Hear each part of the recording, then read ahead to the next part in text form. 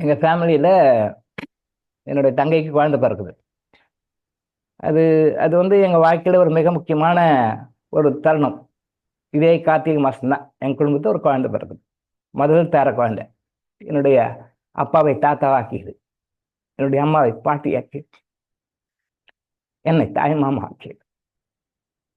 அது வந்து அது இன்னைக்கு நினைச்சா ஒரு இனிமையான அனுபவம். அந்த குழந்தை வந்து ரெண்டு பேருமே டீச்சர்ஸு.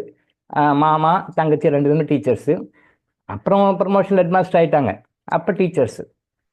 கோட்டையிலே ஆஃபர் லீவ் வந்துச்சுன்னா வீட்டுக்கு வருவாங்க. இந்த குழந்தை மட்டும் ஒரு 10 நாள் லீவில் வந்ததுன்னா வீடு அல்லோல படம். வீடு வந்து வீடாகவே இருக்காது. அது ஒரு களை கட்டிடும். அது அவங்க தாத்தாவை கலைக்கிறதுன்னா, அவங்க பாட்டிக்கிட்ட வாயாடுறதுன்னா, மாமா கிட்ட வர்றதுன்னா, அது குட்டி இதுலோண்டு. அது பெரிய சைக்கிள் ஓட்டணும்னு. பெரிய சைக்கிள் ஓட்டு நான் ஓட்டணும் மாமான்னு. ஆண்டர் பாரை பிடிச்சிக்கும். அது படல் நிற்கும். ஓட்டுனார். அது ஓட்டி காட்டணும். ஓட்டும். அது இனிய நினைவுகள். அது இப்போ நினைச்சாலும் சந்தோஷமா இருக்கு. காலேஜுக்கு போக முடியாது, கம்பெனி போய் பார்க்க முடியாது. 10 நாள் லீவு. எந்த வேலையும் போக மாட்டேன். காலேஜ் மட்டும் போயிட்டு அட்டன் பண்ணுறது, கம்பெனி கூட போக மாட்டேன். இல்லை நீங்கள் பார்த்துக்கோண்டு. அது வந்து 10 நாள் வீட்டில் இருந்தால் ஒரே கரெக்டாக இருக்கும். மார்க்கெட்டுக்கு போயிட்டு வரேன்னு சொல்லிட்டு அம்மாவும் சிஸ்டரும் கூப்பிட்டு போகிறாங்க. பாப்பாவை கூப்பிட்டு போகிறாங்க.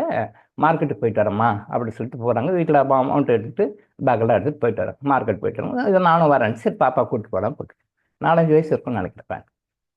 போயிட்டு ஒரு 1 ஹவர் இருக்கும். 1 ஹவர் கழிச்சு திடீர்னு வீட்டுக்கு வராங்க. பாப்பா கூப்பிட்டு வராங்க. கை கால்லாம் சிரிட்டு போய்க்குது. பேச்சு மூச்சுல அப்படியே ரொம்ப இதுவாக இருக்கும். ரொம்ப பேத்தட்டிக் கண்டிஷன். அப்படியே அழுதுன்னு வராங்க ரெண்டு பேரும், அம்மாவும் சிஸ்டரும் அழுதுட்டு வராங்க. அப்புறம் உடனே அக்கம் பக்கத்தில் கூப்பிட்டு போயிட்டு அவங்க பக்கத்து வீட்டில் போயிட்டு திஷ்டி சுற்றி போட்டிருக்காங்க. அதான் சொல்ல வரேன். ஒன்று திஷ்டி இப்போ நீங்கள் சொல்கிறோமே இந்த மெத்தடெல்லாம் பண்ணிக்கிறாங்க. ஏதோ குழந்தை திஷ்டி போட இருக்குது அப்படின்னு சொல்லி திஷ்டி சுற்றி போட்டிருக்காங்க. இப்படி பண்ணுறது அப்படி பண்ணுறது என்னமோ நிறைய மெத்தட் பண்ணிக்கிறாங்க. என்ன பண்ணியும் சரியாகலை. கடைசியில் கிறிஸ்டல் தான் எடுத்து கிறிஸ்டலை எடுத்து கிறிஸ்டலில் கிளன்சிங் பண்ணேன். கிறிஸ்டலில் கிளன்சிங் பண்ணி சால்ட் வாட்டர் போட்டு ப்ளஸ் அந்த ஹோலி மஞ்சத்தூள், அப்புறம் வந்து மூலிகைத்தூள் இதெல்லாம் கொஞ்சம் போட்டு ஹோலி பவுடர்ஸ் எல்லாம் இருக்குது. அந்த இப்போ நான் கொடுக்குறேனே கிறிஸ்டல் கிளன்சிங் ஒரு பவுடர் கொடுக்கும்போது, மஞ்சள் கலர் ஒரு பவுடர் கொடுக்க மாட்டியா, அந்த மூலிகை 18 மூலிகைகளுடைய கலவை. அது 18 மூலிகைகளுடைய கலவை அந்த பவுடர். அந்த பவுடரை போட்டு கிளன்சிங் பண்ணிட்டு எனர்ஜி எடுக்கிறேன் கிட்டத்தட்ட 1 ஹவர் கிளன்சிங் பண்ணுறேன்.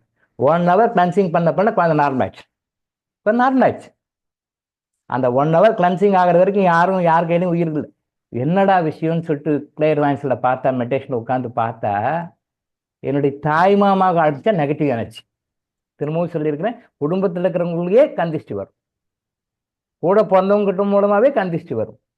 பெற்றவங்க மூலமாக பிள்ளைகளுக்கு வரும். பிள்ளைகள் மூலமாக பெற்றவங்களுக்கு வரும். அது நான் கேட்கும்போது ஆச்சரியம். என்ன சார் இப்படிலாம் கூட இருக்கும்? அப்படிலாம் கூட இருக்கும்.